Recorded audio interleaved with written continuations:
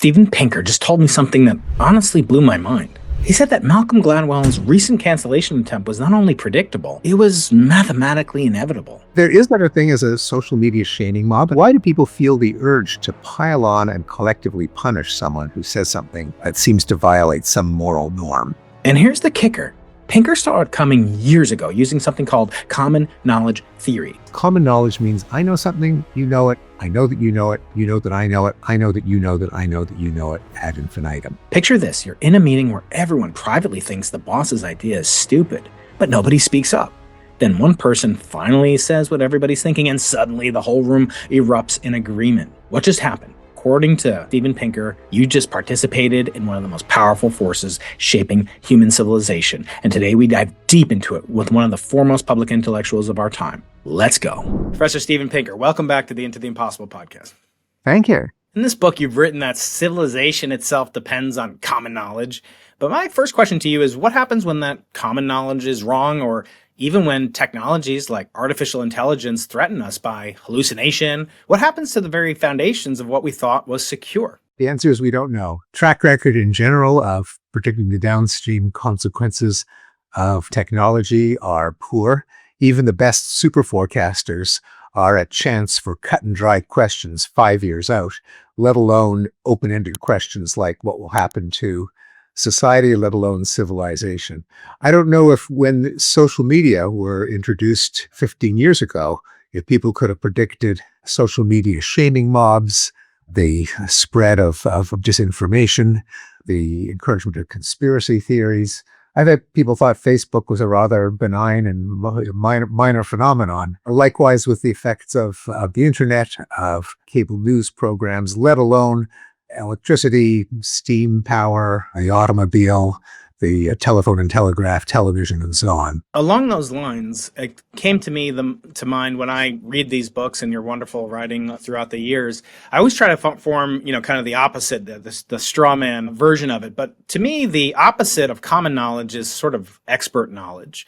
And there's a term for this, which is ironic because it's sort of tautological. It's a shibboleth. A shibboleth is sort of an abstract term or something of art that only the insiders really know about. It's also a shibboleth to say that what a shibboleth is, of course, it's tautological. Why is there, such a prevalence nowadays in the age of reason and science and rationality as you promote?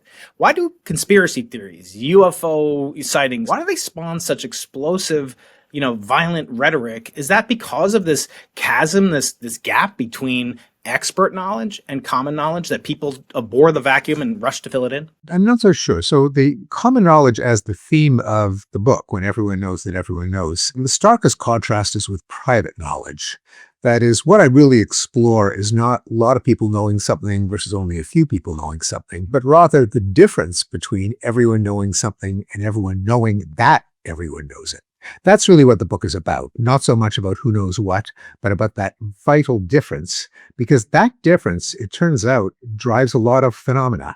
It is, to begin with, necessary for coordination, for two people being on the same page, meeting at a certain time and place, observing certain standards, holding up certain norms, belonging to, following conventions like paper currency, driving on the right, the words of a language. I suggest that it also drives our social relationships, that what it means for people to be friends or lovers or superior and subordinate or transaction partners is that each one knows that the other one knows that each one knows that the other one knows that they have that relationship. And the phenomena that I talk about are not so much a few people knowing something versus a lot of people knowing it, but rather everyone knowing something versus everyone knowing that everyone knows it. And I suggest that in many cases we try to prevent common knowledge, even if all of us share the same knowledge. We pretend to ignore the elephant in the room. We resort to innuendo and euphemism so we don't blurt out exactly what we mean. That's the main contrast. Now, I can also say a few words about conspiracy theories and quack cures and UFOs and paranormal woo-woo. It's a different phenomenon, one that I actually spent more time discussing in my previous book, Rationality, but it does make an appearance in this one because I have a chapter called The Canceling Instinct on why in academia, of all places, the forum where you think people express their ideas to find out which ones are true, which ones are false, but there has been so much censorship, canceling, punishment of speech? Why don't scholars and scientists accept that some things may be true or some things may be false, but we got to hear them to find out what they are there, and therefore to determine whether they're true or false? And I suggest, and this is an answer to both questions, why do people believe in so much woo-woo and flim-flam and crack pottery? And why are academics sometimes afraid of ideas being expressed? Why aren't they just in pursuit of disinterested truth? I think the answer to both those questions is that when it comes to belief about big, abstract, important cosmic questions, as opposed to day-to-day life, when it comes to is there food in the fridge, is there gas in the car, are the kids clothed and ready to school, I think we're all pretty rational. I mean, we kind of have to be. But when it comes to questions like, why are there depressions and recessions? Why are there pandemics? Why do bad things happen to good people? Who really drives the currents of society?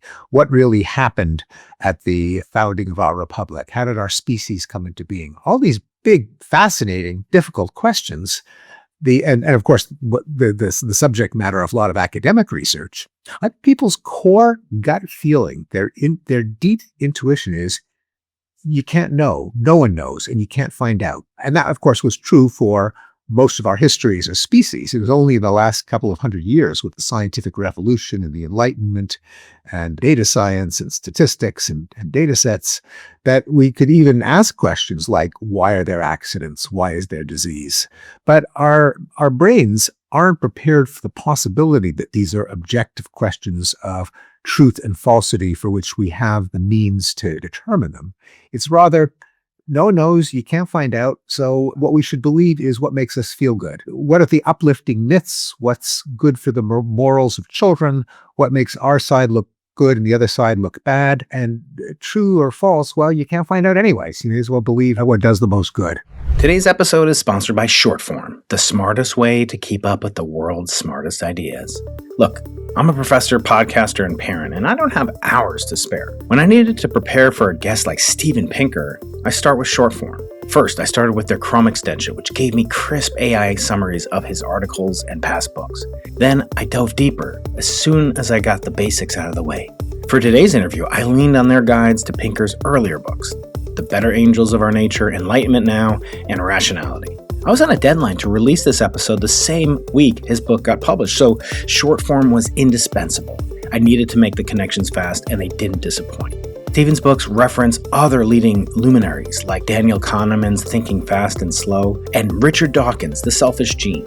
Perfect for seeing how psychology and evolution shape the bigger picture. But I didn't have time to read all those books and Steven's newest book to stay on deadline.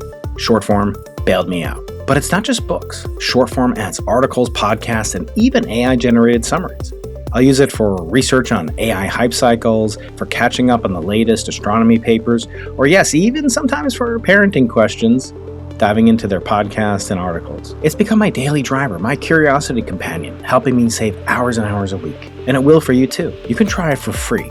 And if you go annual, you'll get 3 extra months on me. So whether your appetite's been whet to revisit Pinker's earlier works, or you just want to explore fresh insights on AI, psychology, and evolution, Shortform's got you covered. Start your free trial plus 3 bonus months at shortform.com/impossible or click the notes below. Now, back to my conversation with Steven Pinker. That reminds me of the kind of foremost conflict in my branch of physics/podcasting, which is around consciousness and free will. Nowhere is sort of the tacit assumption that free will doesn't exist meets the kind of hard fact that no one who believes that we don't have free will acts as if they don't have free will, nor knows anyone who's not a psychopath who acts as if they don't have free will. Why do you think that is? I mean, why do people, Sam Harris, I'm thinking about Robert Sapolsky, the only one I interviewed that sort of believed that we do have free will was the late, great Dan Dennett. What do you make of this concept that everybody in the erudite academic circles, they believe in something called super determinism, that it's all basically founded in the underlying laws of nature, that I have no ability to not think about a white polar bear, as you point out in the book. But in practice, they always act as if they have free will and can't point to a single normal, rational person who acts as if they don't have free will. Why do you think that is, that chasm? So there are a number of things. On the one hand, it's a deep, sacred moral belief of anyone with a scientific mindset, including, I assume, me and you, that there's no mystical, paranormal, extra scientific causality in the universe. No magic, no occult forces. What exists is what our best science says exists, and that a lot of phenomena that seem inexplicable, paranormal, are just things that we haven't nailed down yet, or the result of human folly and misperception. Remember, if you think dreams foretell the future, it probably means you're remembering the few anecdotes in which by coincidence you dreamed about something and it happened. You forget all of the many, many times you dreamed about something and it didn't happen. And so people overinterpret coincidences. But anyway, so what that means is there's no room for some miraculous soul separate from the laws of cause and effect that somehow managed to pull the levers and push the buttons of behavior separate from physical processes in the tissues of the brain. So that's a deep conception among naturalists, scientists, and so the idea that there's something that somehow escapes the laws of physics, not just molecular motions in the brain, doesn't sit well, and they're adamant that that can't be true.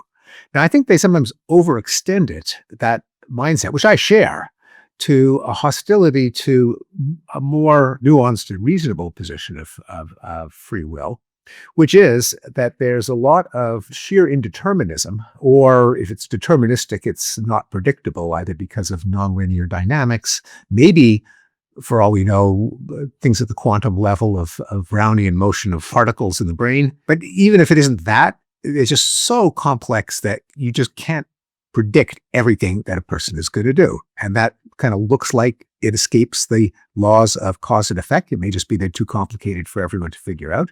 There may be, as Dan Dennett suggested, even a designed random number generator in the brain to make us unpredictable so that we can't be gamed. So just as when you have an outguessing standoff, and I talk about this in the book, does the hockey player shoot left or right, and does the goalie defend left or right?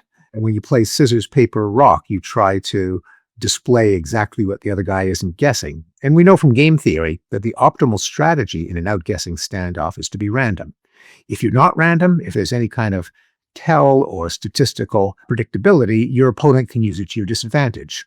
So there may even be in the brain some randomizer that makes our behavior unpredictable, above and beyond the fact that something as complex as a brain, it's unlikely that every last twitch will be predictable by some antecedent. So there's that. There's also there's, I think, an illusion that behavior is free of the laws of cause and effect, that some naturalists, I think, try to explain away or wish wasn't there, as if everything was ultimately predictable. And I think it's perfectly acceptable to use free will for these not entirely predictable processes, although nor does free will actually mean random. If someone really behaved at random, we wouldn't call that free will either. We call it crazy. But it's not completely predictable. I think the other moral conviction that leads people to insist that there's free will, even if they haven't thought through exactly what that means, is the idea that we can hold people responsible, including ourselves. That you can't just say, well, it was my genes that did it, it's my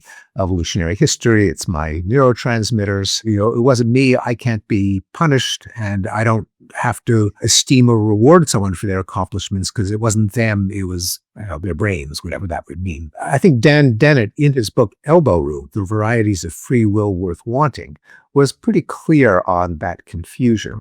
If anything, holding people responsible, there's a sense in which the last thing you want is complete unpredictability, that is complete randomness, because then you really couldn't hold anyone responsible with the hope that holding them responsible will affect their behavior, because it doesn't blow off your credit, your blame, your approval, your disapproval, your rewards, your punishment. You wouldn't be able to get someone to stop from robbing a liquor store or sexually assaulting someone by the threat of opprobrium or actual criminal punishment, because they could do whatever they want. They have free will. We're kind of hoping they don't have so much free will that they could blow off what everyone thinks of them and therefore do whatever they want. So I think because of the desire to uphold a moral order via holding people responsible, people think that needs some concept of free will. I think mistakenly, because it's quite the opposite. It's predictability that makes holding someone responsible itself a cause of them behaving in ways that we want. Part of what you're mentioning really comes to the fore when I ask people like Robert Sapolsky. I said, well, what if, God forbid, your dog was run over, intentionally, gruesomely, and he said, of course I'd want the I'd want the murderer, punished or whatever, my dog, and all the more so, as we say, for a human being, of course. But before I get into, some of the original kind of work on this topic of free will and consciousness, done by, of all people, my hero Galileo Galilei. We'll come back to him later, the so-called, what's called Galileo's error. I do want to get into the thing that you're never supposed to do until you generate enough common knowledge about something, which is to judge a book by its cover. Hey, book lovers, we're judging books by their covers. We know we're not supposed to do it, but into the impossible, there's nothing to it. Let's take a look and judge some books. Stephen, take us through this book, the title, the subtitle, and the cover illustration, please. When everyone knows that everyone knows, common knowledge and the mysteries of money, power, and everyday life. So common knowledge in this sense, it's actually a technical term. So it's not exactly the same as what people usually refer to when they talk about common knowledge. It's almost the opposite. We usually ordinarily use common knowledge to refer to like an open secret. Like it's common knowledge that the police can be bribed around here. It's almost, it's sad to say. It's a technical term that's stuck. I don't like it. There's nothing I can do about it. That's what it's called in the literature. So in the technical sense, common knowledge means I know something, you know it, I know that you know it, you know that I know it, I know that you know that I know that you know it, ad infinitum. That's why the cover illustration has a thought balloon inside a thought balloon. Now, two immediate comments. One is, that sounds impossible. My head starts to spin with, 2 layers of I know that she knows, let alone an infinite number, which can't fit in a finite brain. And there are a lot of allusions in popular culture to how hard it is to keep track of embedded levels of thoughts about other people's thoughts, about your thoughts, about their thoughts. There's an episode of the situation comedy Friends in which Rachel says to Joey, they don't know we know they know we know. And Joey, you can't say anything. And he shrugs and he says, I couldn't even if I wanted to. They don't know that we know they know we know. And Joey, you can't say anything. Couldn't if I wanted to. The humor coming from the fact that there are some times in life when there's deception, when there's bluffing, when there's humoring, there are mysteries, where it's hard to keep track of who knows what, although we often try. But the reason that common knowledge can still be a coherent concept, even though you can't literally think in infinity of thoughts, is that we intuitively sense it when there's an event that is self-evident or public, which we experience as it's kind of out there. You can't take it back. So if you see something and you see other people seeing it and they see you seeing it, that's kind of all you need to generate common knowledge at a stroke. We can go back and forth between peeling out the layers of I think that she thinks and appreciating it in one stroke when something is just public, unignorable, undeniable. Now, why does this matter? Well, it's because common knowledge is necessary for coordination, for two people kind of being on the same page. So if a couple is separated, for example, and the cell phone of one of them is dead, so you can't generate common knowledge through language, it really isn't enough for each one to know where the other one is going to go. If he thinks that she's going to go to the bookstore because that's where she likes to hang out, that's not going to work because she might think that he's going to go to the camera store because that's where he likes to hang out. And he can't even think, oh, well, she's going to go to the camera store because she knows that that's where I like to hang out, because she also knows that I know that she likes to go to the bookstore. So she's going to go to the bookstore after all, until it dawns on her that I'm going to know that she's going to think, etc. Nothing short of actually generating the knowledge that you know when you know that the other person knows it can ensure coordination. So that's a very simple example, but there are more complex examples. What makes money valuable? It's just a green piece of paper. Well, it's valuable because I know that other people treat it as valuable. Why do they treat it as valuable? Because they know that other people will treat it as valuable. Conversely, you can have phenomena like hyperinflation, bank runs, bubbles, crashes when people lose confidence in the value of some commodity or entity. Political power, what makes a leader a leader? Well, they probably can't train a gun on every last citizen. They would want to, and often they don't need to. My department chairman doesn't monitor my conversations 24/7 and fire me for insubordination if I blow one off. you just know, and I don't have to think that way. I just accept that, she's the department head and she's got some authority over me and she knows that I treat her that way, etc. And then, as I mentioned earlier in the conversation, a lot of our informal relationships, what makes two people lovers, what makes them friends, is a matter of common knowledge. Each one knows that the other one knows that they know. So that's what the topic of the book, that concept of common knowledge, well known in certain sectors of academia, in game theory, in economics, among some political scientists, surprisingly not as well known in my own field of psychology, considering that it is a psychological phenomenon. It's about knowledge, known among linguists because language generates common knowledge. I know that you're intending for me to believe something when you explicitly. Anyway, I wanted to put it all together. And what's inside, is it right side up? Yes. All of the outer thought balloon is a sample of the phenomena of money, power, and everyday life that I talk about, including blushing, tears, cancel culture, saving face, battle of the sexes, games of chicken, sexual come-ons, hyperinflation, norms falling through the cracks, bystander apathy, plausible deniability, shaming mobs, white lies. All of these phenomena, I think you can't understand without grasping the concept of common knowledge. Yeah, and the more you see it, the more you notice it. It's sort of this self-reinforcing feedback cycle where I was walking across the street yesterday and there was not a stop sign, and I looked at the car and the driver. Did they want me to go first? Do I go first? And you actually mentioned that as an example in the book. You also mentioned a political example, a famous one of the recursion, for the detriment, but also illustrating the dark humor of the denizens of the former Soviet Union, where they would say the saying, "We know that they're lying. They know we know they are lying, but they keep lying anyway." And actually, I think the original quote Maybe it's just Solzhenitsyn. I think what's crucial there, at least the comment I make on that, is that even though he brings it up to several layers of embedded thought, like we know they know, we know they're lying, and still they continue to lie. How come? Well, it's because even those 2 levels, 3 levels are short of common knowledge. And so if you were to say in the press holding a sign, they're lying, you'd be off to the gulag. So there really is a difference between common knowledge, that is saying something in public so everyone knows that everyone knows that everyone knows something, and even several layers, finite layers of knowing that they know, short of common knowledge. And speaking of the former Soviet Union, it's also, I think, beautifully illustrated by an old joke where a man is handing out leaflets in Red Square. And of course, their KGB arrest him. They take him back to headquarters only to discover that they're blank sheets of paper. They confront him. What is the meaning of this? He says, what's there to say? It's so obvious.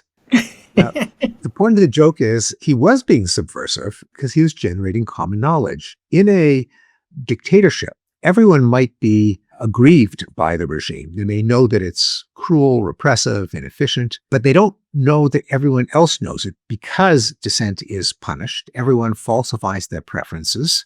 Even if they suspect, being human and kind of knowing what other people are like, that they're also discontented, they don't know that other people know that they know, or that enough other people know. And so what dictatorships try to do is prevent common knowledge. They engage in censorship. They repress public protests where everyone could see everyone else seeing everyone else, simply because if millions of people coordinate their resistance, they can bring the government down. No government has enough firepower to intimidate every last one of its citizens. I quote the character Gandhi in the movie by that name, where he tells a British officer, in the end, you will leave because 100,000 Englishmen simply cannot control 350 million Indians if the Indians refuse to cooperate.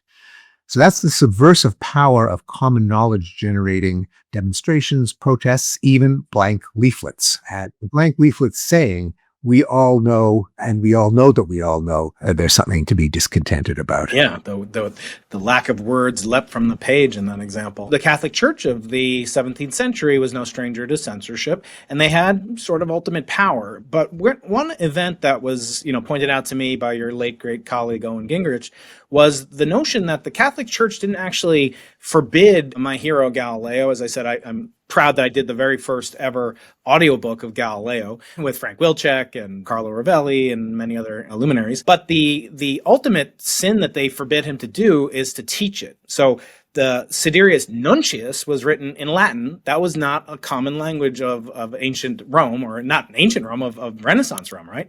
So that meant that you could do research which was conversed in Latin, and they didn't have a problem so much with the Siderius Nuncius or work after that he did in Latin, but they had a big problem with the Dialogo, which was written Italian, obviously.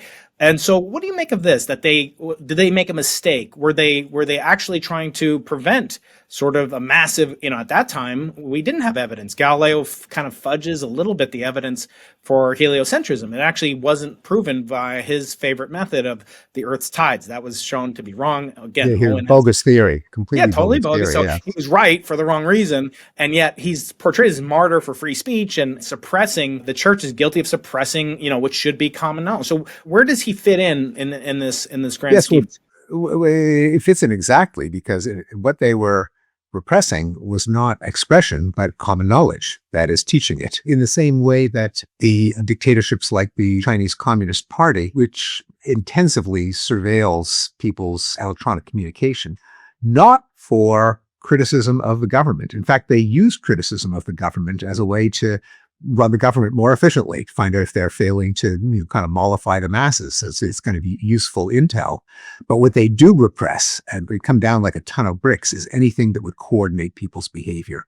Meetups, demonstrations, coordinated protests, widely sharing knowledge. That's what they can't tolerate. Likewise, protests in public where people can generate common knowledge by all seeing each other at the same time and place. Dictatorships clamp down on that. And of course, in censorship in the press. Again, the reason is, in the case of the Catholic Church, their power depended on their authority, enforcing certain dogmas, there being the only pipeline to knowledge. So what Galileo was doing was deeply subversive if people heard about it and knew that enough other people had heard about it, and in turn knew that, because that would allow people to, in cahoots, challenge the authority of the church. If they thought they were the only one to know how the universe worked, or the solar system at least, there's not much they could do with that knowledge. About 10 years ago, I saw a tweet when it was still Twitter, which you're very active on. We'll link to you on Twitter. The tweet was from none other than Elon Musk, who is the now proud owner, maybe we could say,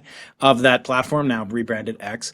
And he said, enjoy Twitter, something to the effect of, enjoy Twitter, post a tweet and lose your job in 5 years. Just last week, a mutual, sort of public intellectual, Malcolm Gladwell, was, kind of subjected to a modern day cancellation, or it's become known as cancellation, thanks in large part to Twitter, causing this phenomenon, because he has admitted that he had been misleading people about his knowledge, which he should have been better about women, men competing in women's races, etc. I don't want to get into the details of what he was accused of doing, but the mere fact that he had admitted that he actually revealed preference, or revealed the common knowledge that he suppressed. Why do we do that? Is that sort of a general phenomenon that could have been predicted due to psychology and the human brain not changing in hundreds of thousands of years? I mean, could you have predicted? There's some of that, and I think actually Gladwell deserves enormous credit for publicly changing his mind and anticipating and enduring the consequences. But none of us is infallible. We need more people saying, "I take back what I said.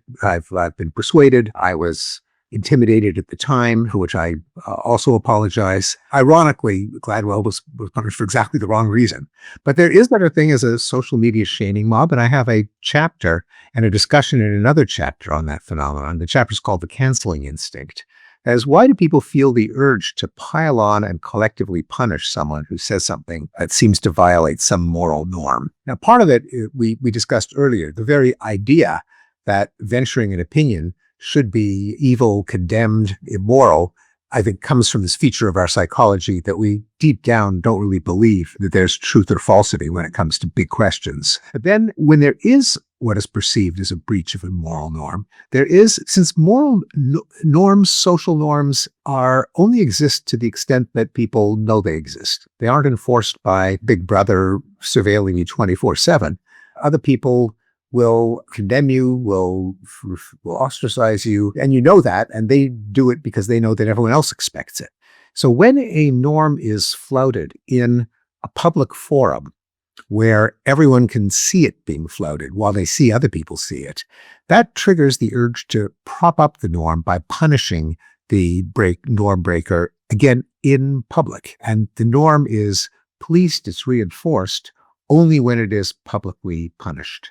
That's why traditionally criminal punishments were done in a public square. Public hangings, crucifixions, disembowelments, even if they weren't that gruesome, like pillories or stocks, it had to be in a public place. Social media give us the equivalent of the stocks or the pillory or the public hanging in an electronic format, namely you pile on in a forum where there's some good chance that it'll go viral and everyone will see the punishment, therefore they will not be tempted to flout the norm. Reading this book, you cite studies by Nobel laureates in economics. There is a logically non-stochastic, completely predictable or calculable, non-complex method of reaching agreement as long as both actors are rational. So why do you say that common knowledge makes it impossible for rational people to disagree? Why is that? This isn't me. The credit goes to the Israeli mathematician Robert Aumann, who won a Nobel Prize, although not for this, even though he is, as with many Nobel Prize winners, the work that doesn't win a Nobel Prize is also brilliant. That's right. So this is a simple theorem. You can say, I'm going to say it in a couple of sentences. The proof is actually pretty short, but as Aumann himself put it, not completely obvious. So here's the theorem. It's called the agree to disagree theorem, whose result is rational agents cannot agree to disagree, which sounds very intolerant and counterintuitive. But here's the theorem. Irrational. Two rational agents who have the same priors in the Bayesian sense of a degree of credence in a hypothesis prior to examining evidence. So if they come to a hypothesis with the same priors and their posteriors are common knowledge, again, posterior in the Bayesian sense of degree of credence after having looked at the evidence, then those posteriors must be the same. It's not that if I show you all the reasons I have modified my belief, you must be persuaded by the reasons. That you can kind of swallow. It's just all I have to do is give you on a scale from 0 to 1 or 0% to 100% how much I now believe it. And you do the same. And we each know each other's posterior. Well, then they have to be the same. That is, if they differ, we got to bring them into alignment if we are rational. Therefore, rational agents cannot agree to disagree while remaining rational. It's both intuitive and unintuitive. What's unintuitive is that you don't need to look at the other guy's evidence. All you need to do is look at the other guy's degree of confidence. What's also not intuitive is that if you do have two agents who start off disagreeing, they come into convergence not by getting closer and closer and closer, but rather it's a random walk. They might completely flip their belief. They might leapfrog each other. They might lurch randomly until they end up at the same place and they stay there, which is kind of not the way human arguments tend to go, typically. Although Scott Aronson, the computer scientist, says that actually mathematicians sometimes do behave that way when they're arguing about the truth of a theorem or the soundness of a proof. But it's not the way we usually argue. Usually it's more like bargaining. We agree, if we're reasonable people, we kind of compromise and meet in the middle. But Aumann's theorem says that that's actually not the rational way to do it, because for one thing, there's no reason to think that the truth lies exactly halfway in between the opinions of two guys who happen to be arguing. Also, if you're going to be just moving closer and closer, there's no reason you should do it in dribs and drabs as if you're trying to get the most out of the other person. That's not a rational way to land on the truth. You should move your opinion as far as the evidence and arguments warrant, and no more or no less. Okay, so it's unintuitive, except that there is actually an everyday, pretty well-known example, and that is investing, speculative investing. If you buy a sound book on what you should do with your retirement funds or your savings, aside from the con artists and the various people out to sell something, but the reasonable investment advisors pretty much say the same thing. Don't try to outwit other investors. Don't try to time the market. Don't act on a hot tip, unless you really have insider information. Just buy an index fund, a basket of 500 securities, because you can't outpredict the market. The reason that you can't is it's basically Aumann's theorem, which is that a price is a posterior. It's an estimate of the present value of some security. If there is some actionable information that commends rationally adjusting the price, given the way that information is transmitted, it's almost certainly common knowledge. If you know that Apple is coming out with an insanely great gadget, a lot of other investors know as well. That's They've the efficient already market hypothesis. is the efficient market hypothesis. They've already bidded up the price. The price now, being common knowledge, has already incorporated every scrap of available information since everyone knows it. If you depart from the posteriors of other rational agents, then you're the greater fool that everyone else is hoping to sell to. Next, I want to turn to the concept of charity. You talk about tzedakah. We'll get into our Talmud, Havrusa study, and later on after the retention curve flattens out. So what I want to know, based on this book, kind of brought this to my attention, although I've known it before. There's a reason that all these buildings on campuses have people's names, hospitals have people's names on it. So my question to you is, what makes generosity so psychologically motivating and powerful? Is charity sort of a signaling mechanism that only works if everyone else knows that they value it as well? In other words, this Johnstone person, is he only sponsoring you as a Bruce charity? Johnstone and the Johnstone family. The Bruce Johnstone and Holly family. and Reed and Brett. Are they just signaling, Stephen? Are they just they want to hitch their wagon to your star, and they want everyone to know it, and they know because everybody values such things, especially at a place like Harvard? Is that the motivation? There's a bit of a paradox here because people want to be known for their donations, but they don't want that to be known that they gave it in order to be known for their donations. The reason that people want to be known is that each of us wants to be around generous people who give more than they have to, and who kind of offer the best deal in life. I mean, we like generosity. We like altruism.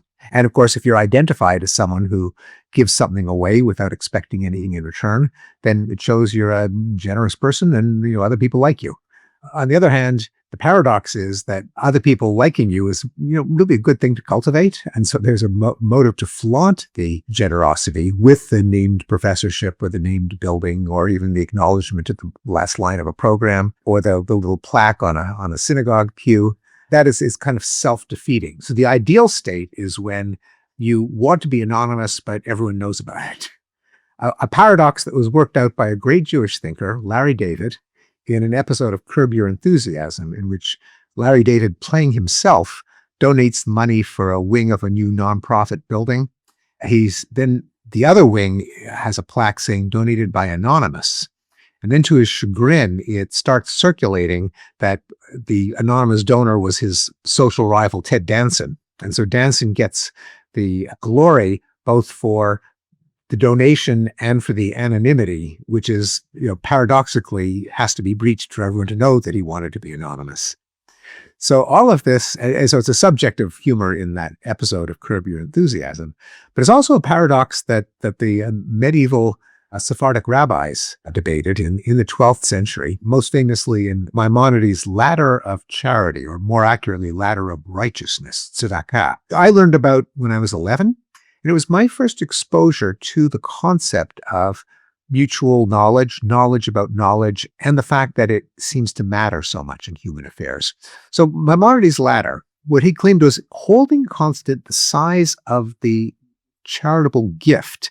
There are 8 rungs of righteousness. The top one is not too controversial. It's if you eliminate the need for future charity by giving someone a starter loan where they can set up a business, teaching them a trade, going into partnership with them, teach a man to fish and you feed him for a lifetime, that kind of thing. Fine. But it's the other levels that I found puzzling as an 11-year-old. So the worst form of charity is the rich man, say, puts money into the hands of a poor person. So the poor person, the beneficiary knows the donor knows the beneficiary. Each one knows that the other one is. So it's common knowledge. Common knowledge being the lowest, least righteous form of charity. The highest form, after teaching someone a skill, is double blind. The donor puts money into a secret chest in the temple, goes away, the poor person comes and retrieves it. Donor doesn't know who the recipient is, and vice versa. Kind of double blind, like a double blind clinical trial. That's up there, second highest rung. In between are rungs of different levels of mutual knowledge. So if the donor knows the beneficiary, but not vice versa, that's one rung down. So that's the donor puts money on the doorstep of a poor person in the dead of night, scurries away. Poor person opens the door the next morning. They get the donation. The donor knows the beneficiary, but not vice versa. One rung below that is the converse. A wealthy person walks around with an open backpack full of money, and the poor person can scamper behind them and pick money out of the backpack. The recipient knows the donor doesn't know the recipient. That's one rung down. I was kind of puzzled. Why should it make a difference? If you're a poor person, what difference does it make whether the donor is known or not? You buy the same amount of groceries with the gold coins of the cash. The answer that now I'm going to switch to we being my students at the time, Julian DeFreitas, Kyle Thomas, Peter DeScioli, figured that going back to the beginning of this discussion, what's the ulterior motive for being altruistic? Is that other people think you're generous. And a person who gives away more than they have to is more generous than someone who gives it grudgingly. And someone who gives anonymously must be really, really generous because there's nothing in it for them. They can't call in the favor. They can't develop a reputation for generosity. So that's the real in the bone, dyed in the wool altruist. And that's the guy that I want to be hanging up. Not the guy who dribbles out favors in expectation of being repaid in the future. And so we verified in several studies that people more or less agree with Maimonides. They're not so sure about the picking money out of the open backpack. But aside from that, they agree with him on most of the rungs. And we think the reason is that they judge that someone who is anonymous really is more dispositionally generous than someone who is public and therefore could call in the favor.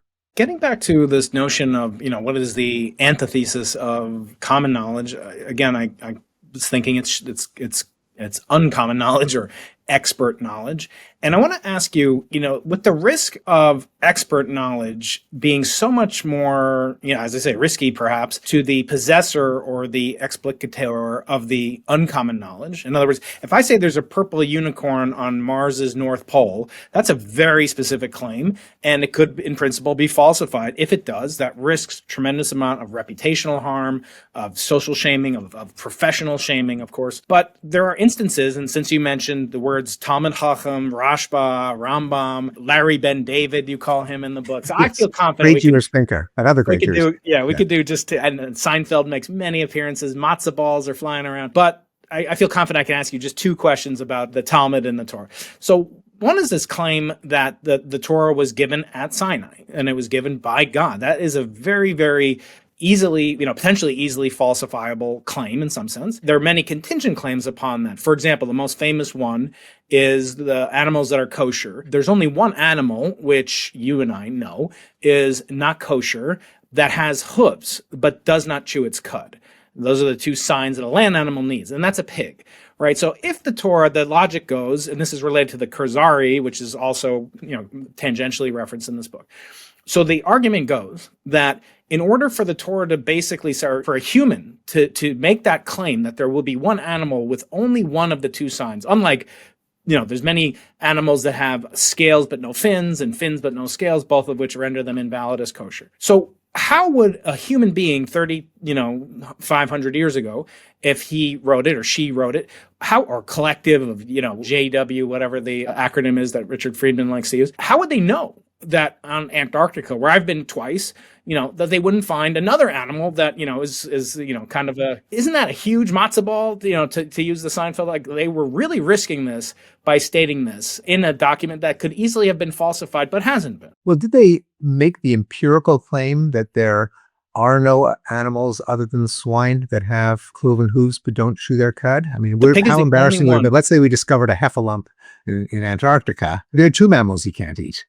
Would that have been embarrassing to them? I mean, they didn't claim that the pig is the only one. They just claimed the only one that has specific. In other words, if you eat shrimp or you eat pork, they're both non-kosher, and so you're violating the laws against kashrut. But the pig is especially earmarked for detestability, and it is considered sort of an affront to God, Hashem himself. So there is a unique status of the chazir, of the pig. It's hard for me to put myself in the. I don't know if we're talking about, say, the original, the JW, whoever wrote that 2,500 years ago, or just rabbis today making sense of it. My sense is that the fact that there are only pigs is kind of a small part of it. However many there are, you can't eat any of them. And now it just happens that, pigs are the only ones, but actually aren't there other, well, I don't know, who knows, but I'm not enough of a ungulate specialist. Your Talmud Chacham days are I'm not a behind Talmud you. Chacham, But maybe no. I'd love to learn. But I think they weren't. My sense is that this was really a moral or a normative prescription, not so much an empirical or a factual claim. Well, yes, you're right. There are sort of prescriptions against it because, in a symbolic sense, the pig presents itself. Oh, look at my hooves. You should want to eat me. But internally, its neshama, its soul, is polluted and not good for you. So there are sort of emotional appeals and non-rational reasons for it, but those aren't in the Torah itself. The last thing I want to point out is the Kurzari principle, which is basically, again, the claim is that for you to have been lied to about the divine nature of the Bible, your bubby, would have lied to you, and her bubby's bubby, and her bubby, in other words, the infinite chain of regress that suggests that there was common knowledge at the very beginning of time. The Torah actually does say, you are the only group, search around, and you are the only group that heard the voice of God and lived. And I think in Brahmin religions, they heard the voice of God, but they died. So in other words, people would have had to know or thought to believe that they know that everyone in the generation before them believed the same thing ad infinitum back to Sinai itself. How do you explain that in the context of common knowledge when, again, it could be falsified? So what role does common knowledge play in the mass belief, or maybe some would say delusions, etc.? How much of an incorrect fact would it take to promulgate or to undo what should be truly common knowledge? A few things. So I do talk about cultural and religious rituals, which are common knowledge generators within the group that alert people to the fact that they're in a circle of cooperators, of coordinators that do things that benefit all of them because all of them know that all of them know that all of them know that they do it. So, for example, do you stay home from work on Saturday or Sunday? It doesn't really matter, but it does matter that you all stay home the same day. And we've got different pools for whom it's Saturday or Sunday. Or when do you become an adult? Is it when you're 18? Is it when you're 13? There's no answer to that question because you don't become an adult overnight, but it really helps to forestall endless haggling. Does this guy get to drink? Does he get to drive? Does he get to vote? You've got to draw a line somewhere, and everyone's got to recognize the same line. And cultures and religions do that, and they do it publicly. There are investiture ceremonies. There are bar mitzvahs. Different people have different coordination equilibria ratified by different common knowledge generators. Sometimes you choose a signifier that just makes it public who's in the group and follows these norms, who's in that group follows their norms. Now, there's a special role to play, though, in unfalsifiable beliefs. Because if there's some advantage to being a hanger-on, an exploiter, a fair weather friend, so you want to get all the goodies and perks from a group, but you don't really want to do any of the sacrifices. Sometimes there are costly initiation ceremonies that prove you're really committed, like cut off your newborn's foreskin. But there can also be untestable, indeed preposterous beliefs. God is three persons and one person at the same time. Jesus rose from the dead. God wrote the Ten Commandments on a pair of sapphire tablets and gave them to the entire Jewish people, including you and me. We were actually there. Those are really hard to believe. If it's just, do you believe that rocks fall down or rocks fall up? Well, everyone believes that rocks fall down. So what does that prove?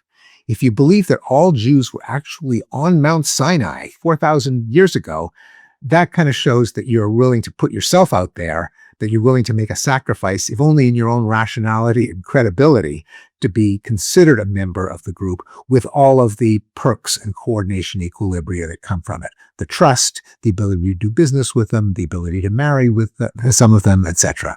Mm-hmm. Okay, the last question I have is not about the Torah, don't worry, but you've, of course, known for your language instinct, your writing on language itself. I want to ask you about this, $64 trillion question, which is that large language models that we all use and love are trained on centuries, perhaps millennia of common knowledge, the billions of words that humans have published online and will publish in the oncoming days. Terabytes every day are being added.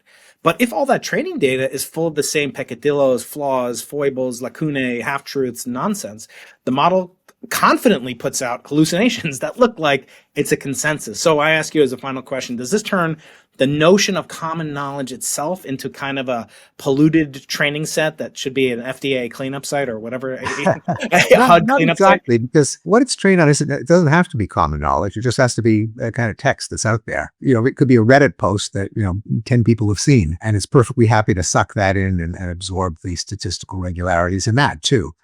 And the problem with hallucination is not that the input that it's trained on has errors, because they generate their own hallucinations. The problem is that they don't have any propositions, any knowledge base, any model of the world. It's just mashed up statistical patterns. Now, incredibly subtle and complex and abstract ones, but nonetheless, the models don't actually consult some knowledge base on what is in the world, who did what to whom. It's just what kinds of words occur with what other kinds of words, plausibly, statistically, frequently. And so sequences of ideas or abstractions, I should say, that occur together often enough, get mashed together in new combinations. The odds are that they tend to occur together. The fact that they didn't actually occur in reality is not something that the model actually registers. And that's where the blends and hallucinations and confabulations come from. Steven Pinker, author of When Everyone Knows That Everyone Knows. Thank you so much for joining us for your second appearance on the Into the Impossible podcast. May there be many more. Halavai. Thank you, Steven. Thank you so much, Brian. Pleasure. Bye-bye. Common knowledge shapes more than just our social interactions. It fundamentally alters how we perceive reality itself. If you enjoyed exploring these hidden mechanisms of human coordination, check out my first episode with Steven right here. Don't forget to like, comment, and subscribe. Stay tuned for next week's episode of Into the Impossible.